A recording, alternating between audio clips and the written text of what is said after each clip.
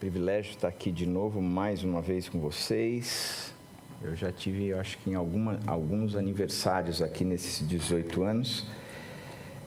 De fato, eu sou responsável mesmo pelo Ari ter vindo para cá, porque o Ari queria ir para Vinhedo, mas pintou vocês no meio da jogada.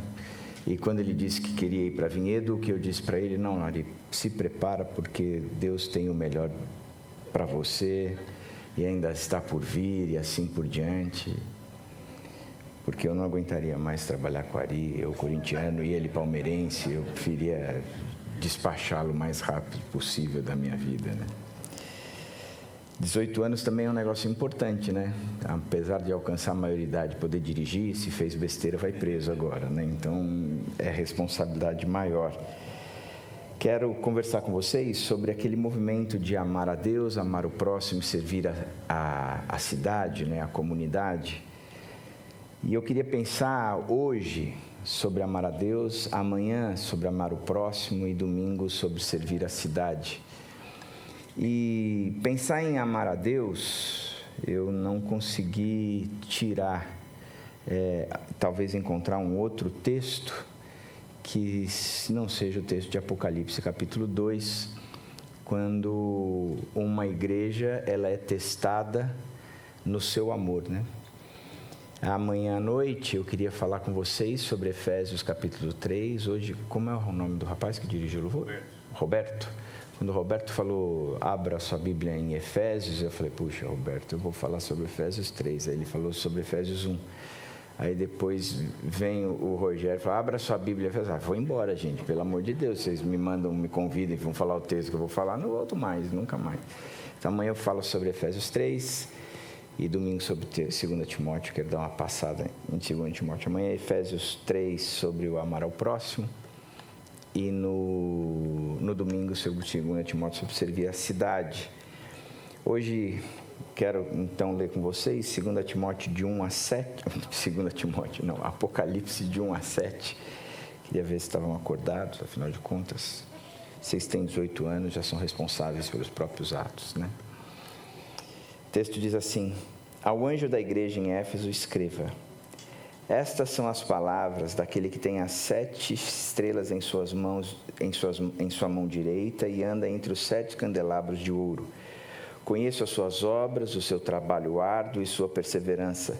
Sei que você não pode tolerar homens maus que pôs à prova os que dizem ser apóstolos, mas não são. E descobriu que eles eram impostores. Vocês têm perseverado e suportado o sofrimento por causa do meu nome e não têm desfalecido. Contra você, porém, tenho isso. Você abandonou o seu primeiro amor. Lembre-se de onde caiu, arrependa-se e pratique as obras que praticava no princípio. Se não se arrepender, virei a você e tirarei o seu candelabro do lugar dele. Mas há uma coisa a seu favor. Você odeia as práticas dos nicolaítas, como eu também as odeio. Aquele que tem ouvidos, ouça o que o Espírito diz às igrejas. Ao vencedor darei o direito de comer da árvore da vida, que está no paraíso de Deus. Quando a gente vai ler esse texto, quando nós lemos esse texto, ele começa dizendo, ao anjo da igreja em Éfeso, escreva. Essas são as palavras daquele que tem as 7 estrelas em suas mãos, em sua mão direita e anda entre os 7 candelabros de ouro. A gente olha e fala, Apocalipse é osso, né? Por que ele está falando as 7 estrelas, os anjos, os 7 candelabros? E se a gente pega esse texto só, a gente vai falar assim, cara, não entendo nada o que João está escrevendo e o que ele está falando. Mas é importante a gente entender que a Bíblia, ela se explica. E quando ele diz ao anjo da igreja em Éfeso, escreva, essas são as palavras daquele que tem as 7 estrelas em suas mãos e anda entre 7 candelabros de ouro, o versículo anterior, ele explica tudo isso. No capítulo 1, verso 20, ele diz, este é o mistério das 7 estrelas que você viu em minha mão direita e dos 7 candelabros. As 7 estrelas são os anjos das 7 igrejas e os 7 candelabros são as 7 igrejas. Então é interessante que o texto disse que esses candelabros, eles são as igrejas. E que igrejas são essas? As igrejas de Éfeso, Esmirna, Pérgamo, Tiatira, Sardes, Filadélfia e Laodiceia. São 7 igrejas que João, quando ele tem a sua visão dada por Deus, e essa carta de Apocalipse, é essa visão onde o próprio anjo, o próprio Cristo conta para João a respeito dessas cartas, nós podemos entender que o que ele está escrevendo não são para cartas ou para igrejas somente que ele teve uma visão, mas são igrejas que provavelmente ou ele abriu ou ele participou na execução ou na criação, na formação dessas igrejas.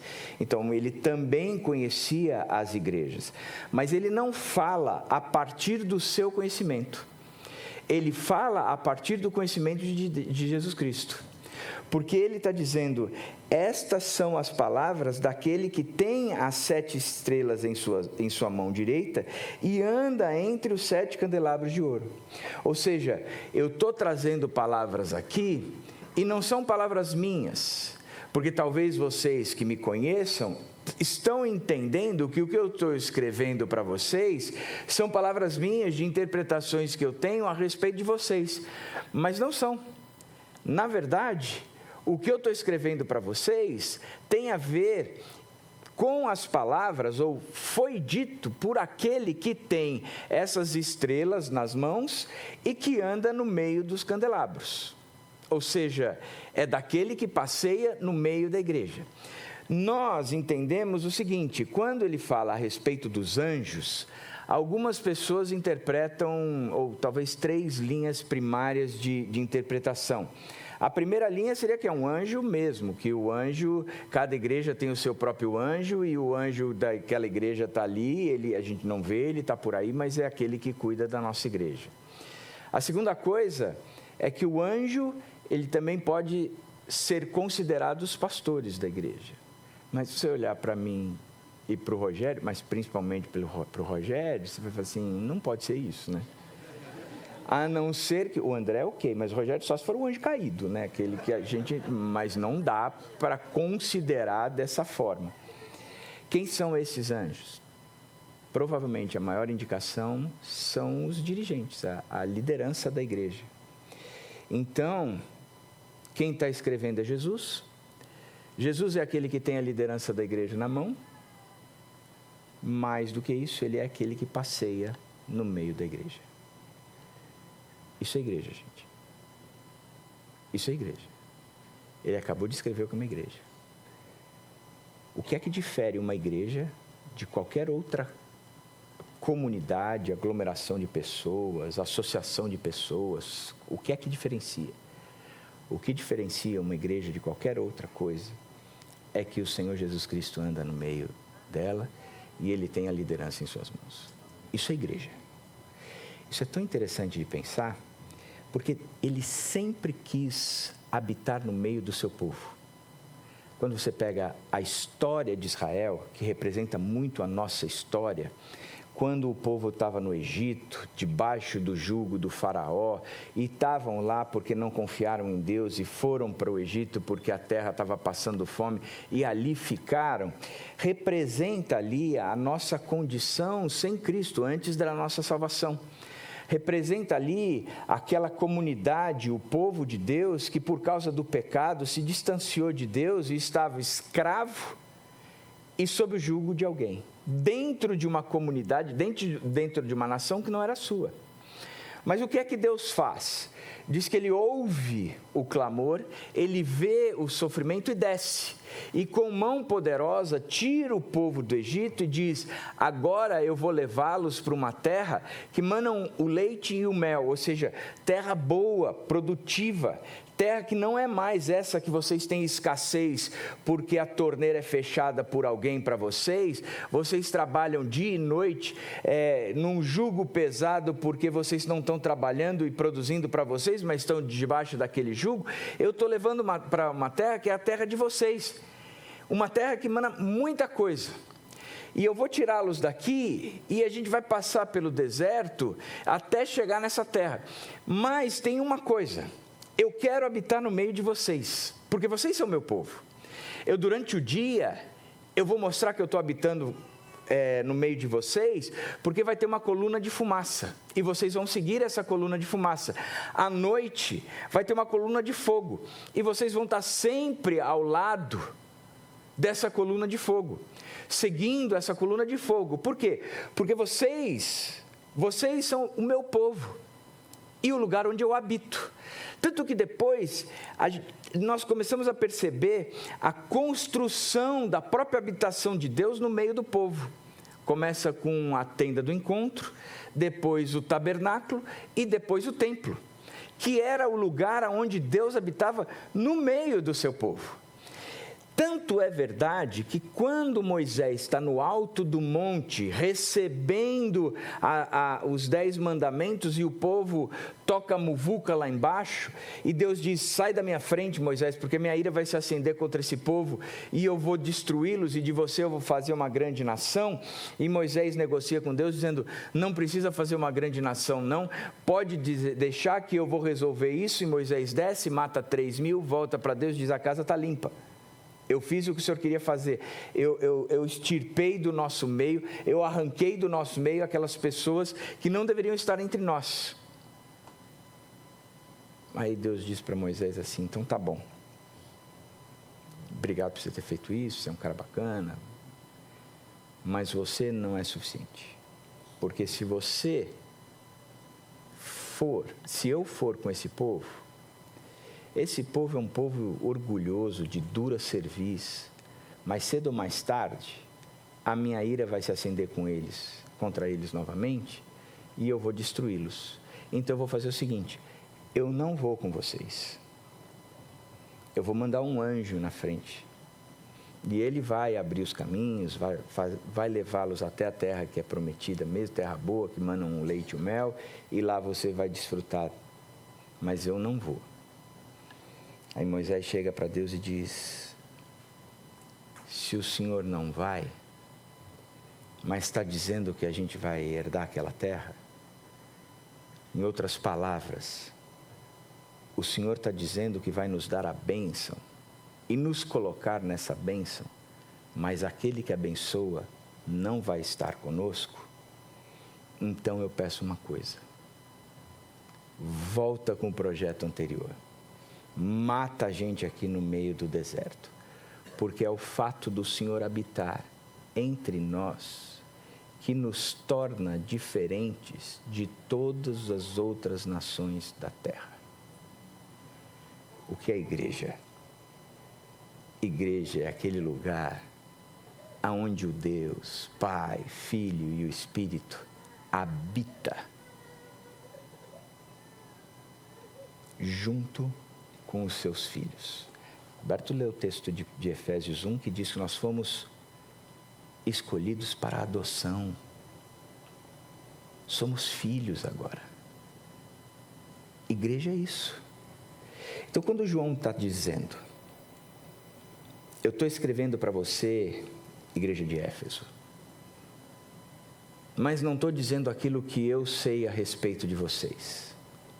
Eu estou dizendo aquilo que aquele que habita no meio de vocês sabe.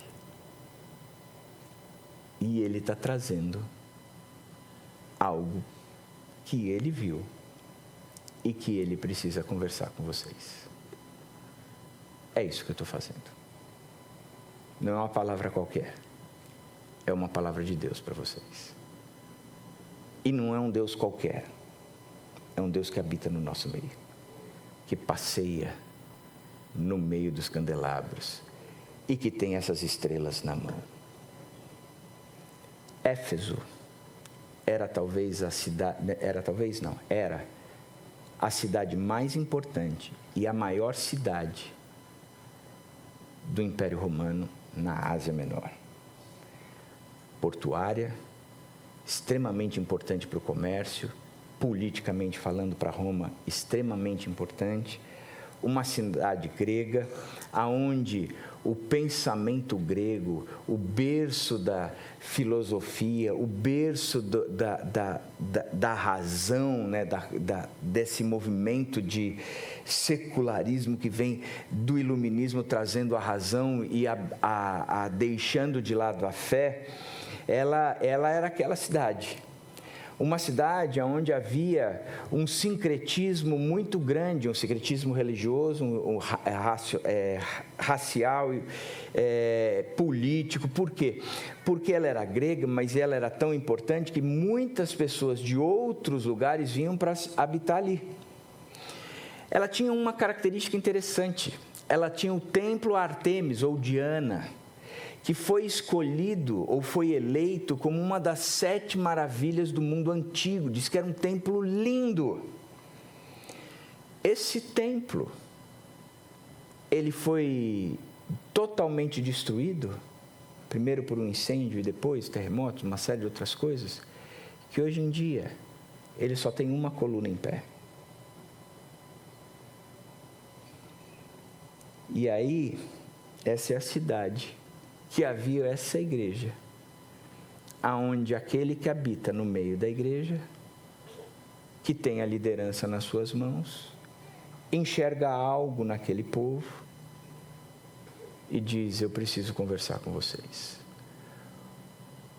O sincretismo religioso, porque os deuses gregos, porque a visão de mundo dos romanos, onde o imperador era rei, era Deus.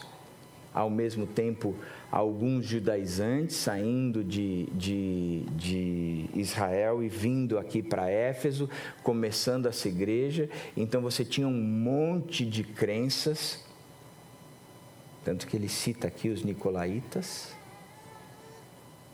Mas ele chega aqui dizendo: eu tenho uma coisa para falar para vocês. E aí ele começa dizendo: eu conheço.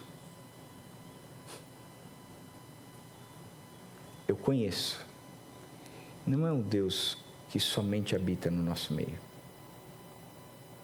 mas é um Deus que nos conhece como ninguém. E essa não é uma palavra para uma pessoa, é uma palavra para uma igreja. Aqui não é uma palavra individual. Na verdade, gente, o que eu tenho aprendido é que a Bíblia, ela quase não é lida na primeira pessoa, mas ela é massivamente lida na terceira pessoa. Nós. E vou explicar um pouco disso amanhã, quando eu falar de Efésios. Mas ele diz: eu conheço. Sou eu que passeio no meio de vocês. Sou eu que tenho a liderança na mão. Portanto, eu os conheço. Significa que não existe como uma igreja como a nossa esconder qualquer coisa de Deus. Ele sabe o que está no meio do seu povo. Ele conhece. E o que ele vem dizendo é: eu conheço as suas obras, versículos 2 e 3. Eu conheço o seu trabalho árduo e a sua perseverança. Sei que você não pode tolerar homens maus, que pôs à prova os que dizem ser apóstolos, mas não são, e descobriu que eles eram impostores. Você tem perseverado e suportado sofrimentos por causa do meu nome e nem tem desfalecido. Ele diz: eu conheço as suas obras. Eu sei o que vocês fazem. Eu sei o quanto vocês são atuantes. Eu sei o quanto vocês se movimentam. Eu sei o quanto vocês enxergam que vocês são igreja, e como igreja vocês precisam fazer algumas coisas na cidade de Éfeso, entre vocês e assim por diante. E eu sei, eu conheço o movimento de vocês e admiro. eu conheço o que vocês têm feito. Ele diz: também conheço a perseverança da igreja, o seu trabalho árduo e a sua perseverança. E vocês têm perseverado e suportado sofrimentos por causa do meu nome e não têm desfalecido. Presta atenção, eu conheço vocês e sei que vocês têm trabalhado de forma árdua, mas eu também sei que vocês são perseverantes no trabalho, mas também são perseverantes no sofrimento. Porque a igreja, gente, igreja é comunidade que sofre, é comunidade que é perseguida, é comunidade que luta contra a própria natureza, é comunidade que luta contra o mal dentro de si e fora de si. Porque é lógico isso. Efésios 2, ele diz que nós estávamos mortos em nossos próprios pecados e desejos, pecados e transgressões, porque nós vivíamos segundo a inclinação da nossa carne, porque nós vivíamos segundo a cultura, o espírito do nosso tempo, os valores desse mundo, e nós vivíamos sob a influência e domínio do diabo. Só que ele nos deu vida. Então é como se nós fôssemos um grande caldeirão, onde a gente tem uma colher de pau, mexendo aquele caldo lá dentro, e vira, e você gira. De repente, você vai girar no sentido contrário. Na hora que você gira no sentido contrário, você tem toda aquela resistência gerada por aquele fluxo que estava indo naquela direção. Então, a igreja é uma comunidade de gente que estava girando na mesma direção, de acordo com os próprios, a inclinação da carne, o pecado, de acordo com os valores desse mundo e o próprio diabo, mas se converteram e foram colocados nessa comunidade que vai contra tudo isso. Então, achar que igreja, ela vai ser um lugar aonde nós viveremos um mar de rosas, é loucura crer nisso. Quando você lê Atos 1, 2 e 3, você vê o movimento de crescimento do Espírito Santo. Mas quando você lê Atos 4, 5 e 6, você vai ver um movimento de tentativa de derrubada da igreja pelo diabo. Se nos 3 primeiros capítulos nós vemos o Espírito construindo a igreja, nos outros 3 nós vamos ver o diabo. De que maneira? Na falha moral, na queda moral de Ananias e Safira, na perseguição dos judeus contra a própria igreja, e também nas distrações promovidas pelo diabo, quando João e companhia, Pedro e companhia, chamam a igreja e dizem: nós estamos gastando muito tempo, porque as viúvas de fala helênica estão reclamando da cesta básica das outras viúvas, dizendo que aquelas viúvas ali estão recebendo cesta básica melhor do que dessas aqui. E a gente está perdendo tempo com isso, não dá, não pode, não funciona. Então, vê que esse movimento contra é fato dentro da igreja e também fora da igreja. Por que fora da igreja? Porque o mundo jaz no maligno. E nós temos que ser contrários a isso, nós temos que lutar contra isso, nós temos que ser sal e luz nesse mundo que está pervertido. Então, ser igreja não é fácil. Ele vai dizer: eu sei a perseverança dessa igreja, que tem passado por sofrimentos. E vocês têm sofrido por causa do meu nome. E vocês não têm desfalecido. E depois ele fala das obras da igreja e do trabalho árduo. Ele vai falar da perseverança da igreja, inclusive não só no trabalho árduo, mas também nas provações, nos sofrimentos, por causa do nome de Cristo. E depois ele diz: eu admiro pra caramba a pureza doutrinária de vocês. Porque presta atenção, vocês não podem tolerar homens maus. Eu sei que vocês puseram à prova os que dizem ser apóstolos, mas não são. E descobriram que eles eram impostores. E essa história aqui, gente, é algo que quando nós lemos o Novo Testamento, você vai ver Paulo, você vai ver Pedro e você vai ver João dizendo que uma das principais, ou o principal inimigo da igreja,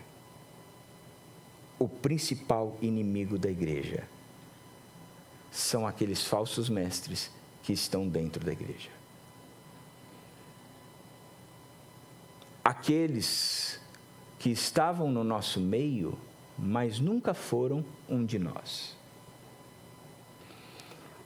Quando Paulo escreve a Timóteo, na sua segunda carta, as últimas palavras de Paulo para nós, ele traz uma alegoria dizendo o seguinte: numa grande casa, há vasos para honra e vasos para desonra.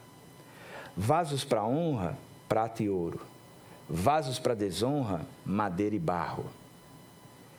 Essa grande casa é uma alusão à igreja. E ele está dizendo, dentro da igreja, tem vasos para honra e vasos para desonra. E aí ele vai acrescentar dizendo, nos últimos dias sobrevirão tempos terríveis. E sabe por quê? Porque os vasos de desonra estão tripudiando em cima dos vasos de honra dentro da igreja. Olha que coisa.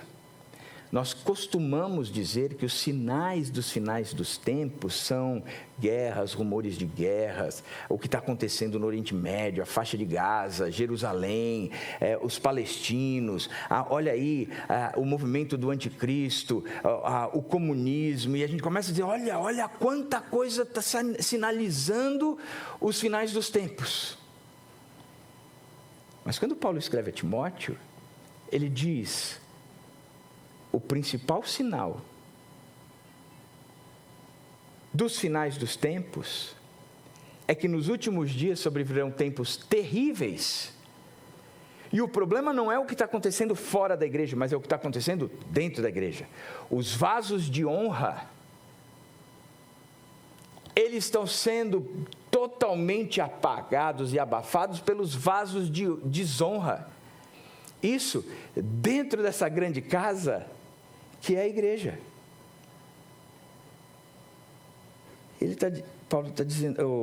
João está dizendo o seguinte: eu admiro vocês, porque vocês souberam identificar quem eram os vasos de desonra no nosso meio e os identificou como os impostores.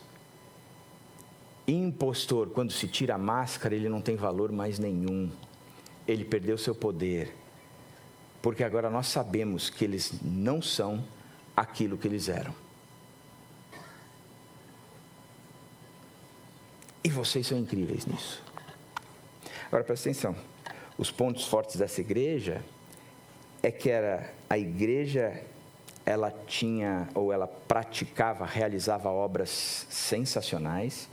A igreja era uma igreja perseverante, inclusive no sofrimento, da mesma forma como uma igreja que tinha uma pureza doutrinária incrível. Que descrição de igreja, né? Essa igreja podia ter lá o nome, Igreja Batista Perfeição. A igreja que tem obras boas, do trabalho árduo, que persevera no sofrimento e que sabe identificar impostores. Quem não queria participar de uma igreja dessa? Ou qualificada em todos os sentidos. Boa em todas as direções. Uma igreja de doutrina perfeita, que qualquer um que entrasse tinha o que fazer dentro da igreja, e que mesmo sofrendo, crescia no sofrimento. Mas aí essa igreja, ela tinha um ponto fraco. E esse ponto fraco, ele destruía todos esses outros pontos fortes. Tornavam sem valor algum esses pontos fortes. Demovia qualquer qualidade. Destruía qualquer valor daqueles pontos fatos. Ele diz: contra você, porém, eu tenho uma única coisa. Você abandonou o seu primeiro amor. Nada mais do que vocês estão fazendo por amor a mim e por amor entre vocês. João poderia dizer assim: você lembra do que o meu amigo Paulo escreveu aos Coríntios? Na sua carta, quando ele dizia: ainda que eu falasse a língua dos homens e dos anjos, ainda que eu tivesse todo o conhecimento do mundo, ainda que eu vendesse tudo aquilo que eu tenho e desse aos pobres, ou mesmo me oferecesse como um mártir para morrer por causa de Cristo, se não tiver amor, não vale de nada. É como um sino, pum, vai fazer um barulho, mas depois se esquece. Por quê, gente? Porque no reino de Deus é o amor que vale. No reino de Deus é o amor que impulsiona. No reino de Deus é o amor que funciona. Porque no reino de Deus, o reino é conhecido pelo amor. Porque no reino de Deus se entende o que é amor e se vive o que é amor. Porque no reino de Deus, o amor habita no meio dele. Porque quem não conhece a Deus, não ama. Porque Deus é amor. Não existe no reino de Deus qualquer tipo de obra, qualquer tipo de pureza, qualquer tipo de perseverança que valha, que não seja a partir do amor. Não existe isso. Sabe o que isso significa? Significa que o amor, ele tem que ser a marca de uma comunidade como a nossa. O amor tem que ser a marca dessa igreja. Amor em que sentido? Nós amamos e amamos a Deus sobre todas as coisas. Significa que entre nós e Deus não há nada que ocupe este lugar.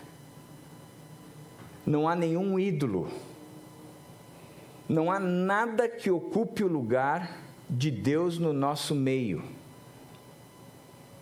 Porque nós amamos a Deus sobre todas as coisas. Porque amamos a Deus sobre todas as coisas, nós obedecemos a Deus em tudo aquilo que Ele pede. Porque amamos a Deus sobre todas as coisas, nós tiramos do nosso meio todos os ídolos da nossa era moderna. Os ídolos da era moderna significa que a nossa igreja jamais será uma igreja que vai ofertar o consumismo que a gente está vendo aí fora. Onde as igrejas precisam estar o tempo todo ofertando um serviço, que o povo vai olhar e dizer: eu quero ir para aquela igreja porque o telão é de LED. Eu quero ir para aquela igreja porque a guitarra é Gibson. Eu quero ir para aquela igreja porque aí sai descrevendo, porque eu trabalho com crianças, tem um teatro profissional. Eu quero ir para aquela igreja porque os caras lá, eles têm uma Bíblia própria, Bíblia da igreja tal.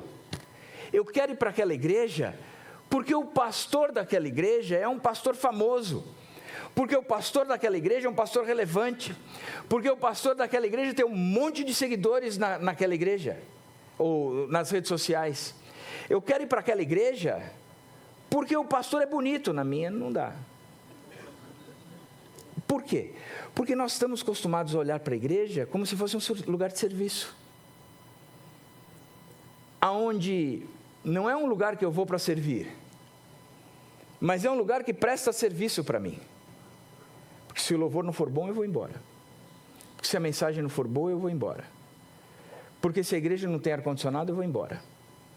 Porque se a igreja não tem comunidade, um trabalho bom para crianças, eu vou embora. Porque se ela não tem um trabalho bom para adolescentes, eu também não vou, eu vou embora. Se ela não tem um chá da tarde durante a semana para os 60 a mais, eu também vou embora. E digo mais, se o pastor não é atleta, eu também não vou. Se ele não é tatuado, eu também não vou. Se ele não usa piercing, eu também não vou. Agora, se ele usa barba, aí eu vou. Por quê?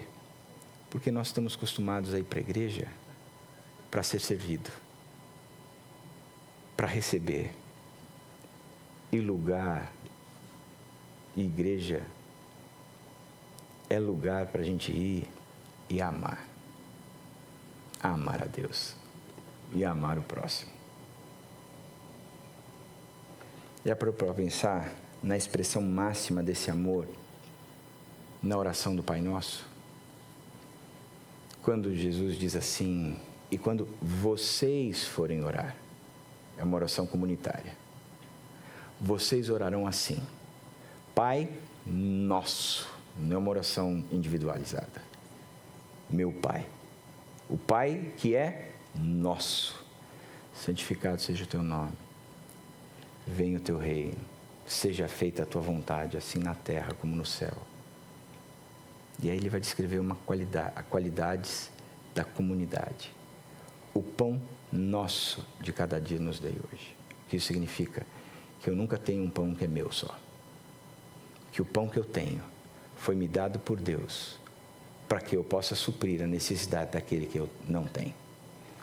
Porque o reino de Deus não há ninguém que passe fome. No reino de Deus não há ninguém que passe necessidade.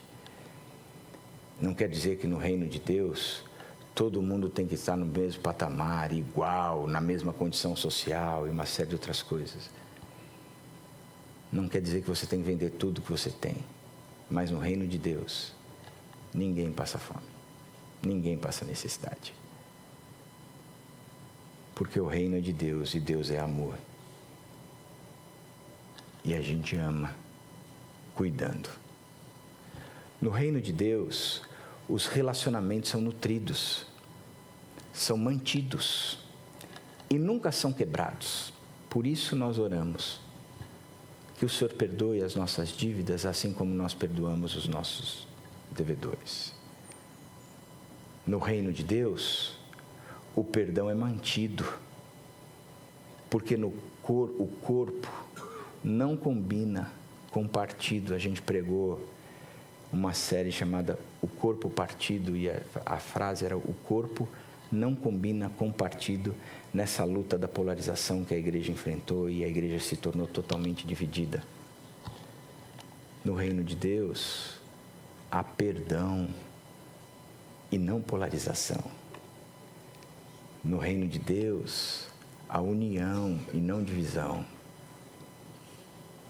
No reino de Deus, por causa do amor, a gente permanece juntos e juntos até o fim. Por isso você não pode estar dividido com ninguém dentro do reino de Deus. E ele vem com a terceira condição. No reino de Deus, a luta contra o pecado nunca é uma luta individual. Não nos deixe cair em tentação. Isso significa que a minha tentação será vencida quando eu abro meu coração para o meu próximo, dizendo: eu preciso confessar o meu pecado para você, porque aí, se eu confessar, eu sei que há cura e perdão. Tiago 5 diz. Então eu não tenho vergonha de dizer para você quem eu estou ou quem eu sou. E eu sei que eu preciso de você para vencer a minha tentação. Porque no reino de Deus, o pão é nosso, o perdão é nosso e a tentação é nossa. E é só dessa maneira que a vontade do céu é experimentada e vivida na terra, aonde o céu e a terra se tornam mais próximos, aonde Deus vem habitar no meio do seu povo. Qual é a vontade dos... Assim seja feita a sua vontade nos céus e na terra. É que quando nessa comunidade, quem habita é o Deus dos céus, habitando na comunidade da terra. Essa é a oração do Pai Nosso. Vocês abandonaram o primeiro amor. Vocês têm feito um monte de coisas. Vocês têm sido um monte de coisas. Vocês têm perseverado num monte de coisas. Só não tem a minha presença no meio de vocês.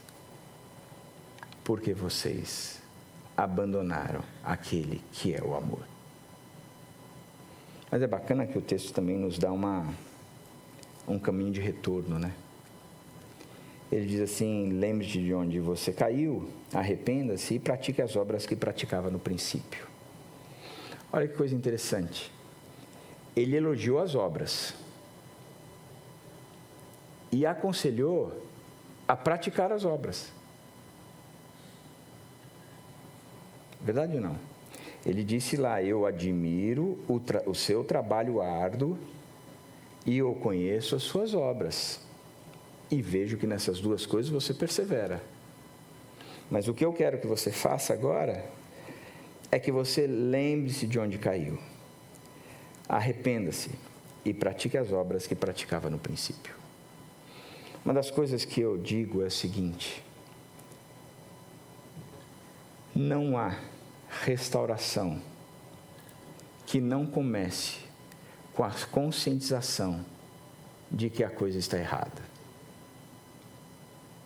Enquanto você não identificar aquele risco que está no seu carro, você nunca vai querer consertar aquele risco. Verdade ou mentira? Se eu não lembro.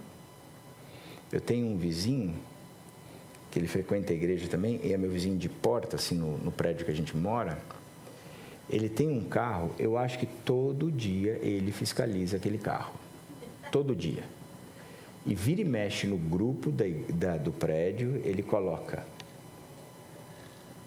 apareceu um risquinho no meu carro. Ou uma criança está andando de bicicleta e raspou ali.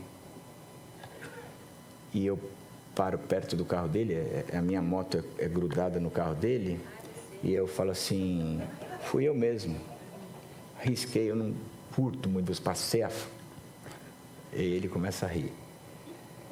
Eu falo: Fabiana, todo dia você vem aqui olhar esse teu carro, e o carro dele, ele manda arrumar o tempo todo. Um dia a gente estava voltando de Curitiba juntos, a gente estava num congresso, nós voltando de Curitiba, nós não sabemos até hoje de onde veio, mas um monte de pedra grande assim, rolou, mas vindo na direção do carro dele, começou a pegar o carro dele, e um monte de coisa. Acabou a viagem. Acabou a viagem para ele. Eu vim da metade de Curitiba para cá num silêncio. O cara sabe todos os riscos do carro. E quando aparece um, tem que consertar. Lembre-te de onde caiu. Percebe que há esse risco aí, ó. Percebe que esse risco surgiu tal dia. Que foi nesse período que vocês se afastaram. Que vocês começaram a permitir que houvesse desunidade, desunião no meio de vocês. Que aquele amor genuíno que vocês nutriam uns pelos outros, de cuidar de fato, de ser apaixonados uns pelos outros, de ter o privilégio de abrir a casa, de chamar para estar junto, de considerar irmão mais do que o irmão de sangue, família mais do que a família biológica. Lembra de onde vocês caíram. A segunda coisa, se arrependam. O arrependimento é Puxa vida, errei, mas não quero permanecer no erro. Eu quero sair disso. Lembra de onde vocês caíram e saiam disso. Como é que vocês saem disso? Voltem a praticar as coisas que vocês praticavam no princípio. Um dia desses, tratando um casal, a esposa veio conversar comigo, e eu nunca conversei com o marido, mas a esposa veio conversar comigo e ela dizia que ela achava muito difícil a continuidade do casamento dela. Porque ela estava cada vez mais distante, porque não estava sentindo aquele amor que tinha antes e uma série de outras coisas. Mas ela estava disposta a uma restauração nesse sentido. Eu falei assim, então tá bom. Então eu vou propor uma coisa a princípio. A gente vai marcar alguns encontros, onde a gente vai ler um pouco a Bíblia e orar. Mas você vai ter uma tarefa de casa. Você vai voltar a fazer o que você fazia antes, quando você estava apaixonada por ele. Ela falou, o quê? Assim, eu não sei. E talvez sejam detalhes, mas você vai ter que lembrar. Eu falei, tá bom. Depois de um tempo ela me procurou e falou assim, as coisas lá em casa estão mudando. Porque eu lembrei que toda vez que eu saía de casa para fazer qualquer outra coisa, antigamente, eu comunicava para ele onde eu estava indo e que horas eu ia voltar. E eu comecei a fazer isso.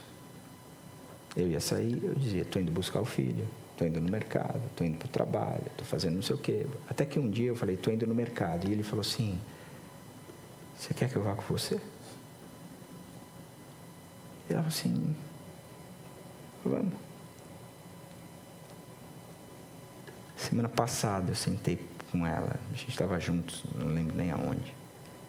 Eu perguntei, e o seu casamento, como ela está?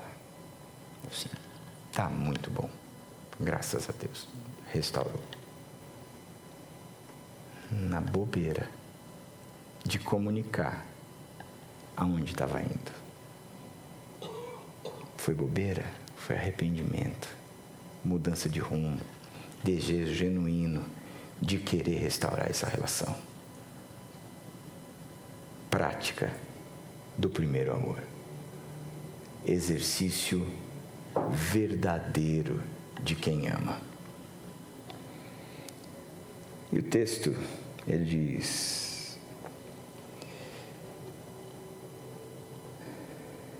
contra você, porém, tenho isso.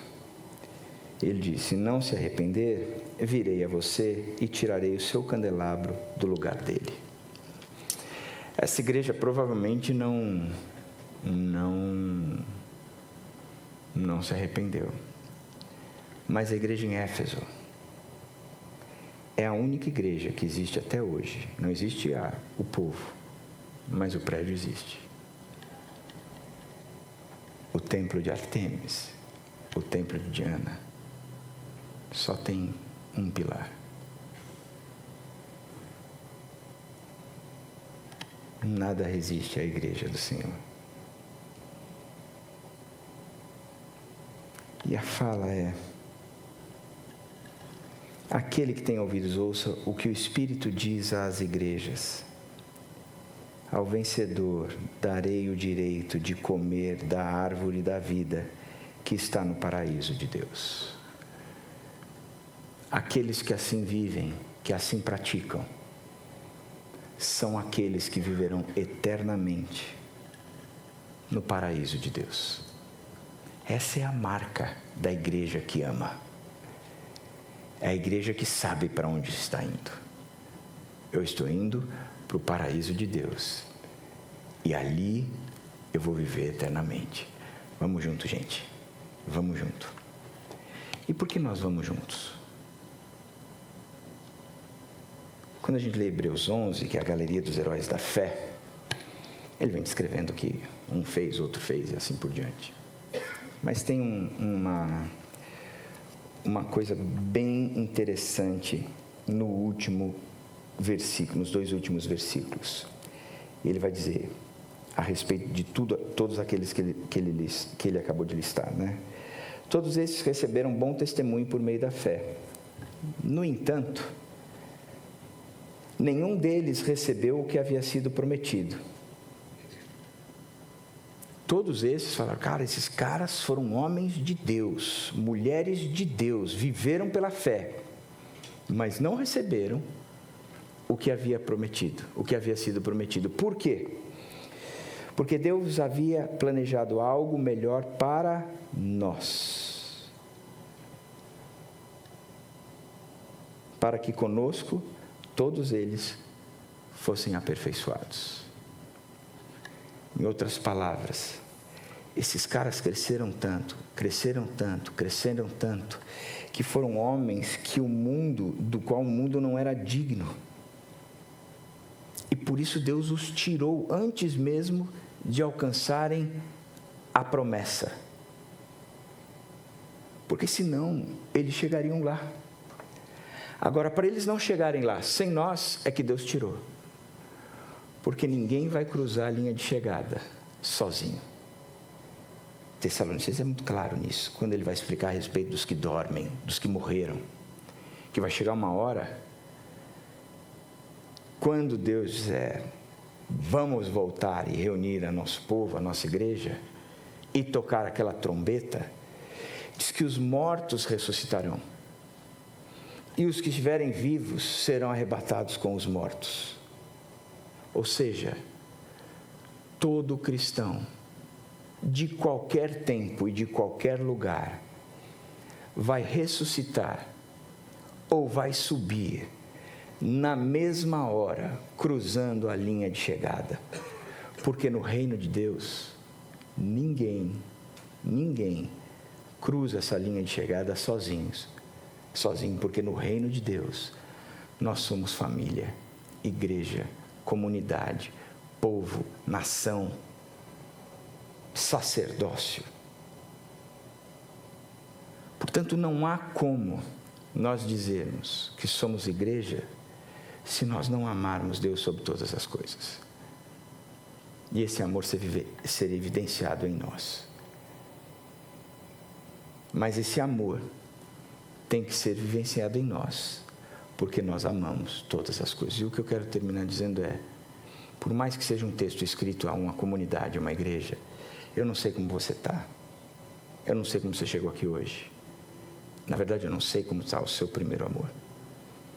Se você o abandonou, ainda dá tempo, porque na hora que essa trombeta soar, só vai cruzar a linha de chegada aqueles que são verdadeiramente convertidos, e são aqueles que verdadeiramente experimentam o amor e vivem esse amor. Ainda dá tempo, tanto para você, como ainda dá tempo para que essa igreja seja uma igreja que experimente e viva o amor a Deus sobre todas as coisas, como nunca viveram. Que Deus abençoe ricamente a vida de vocês.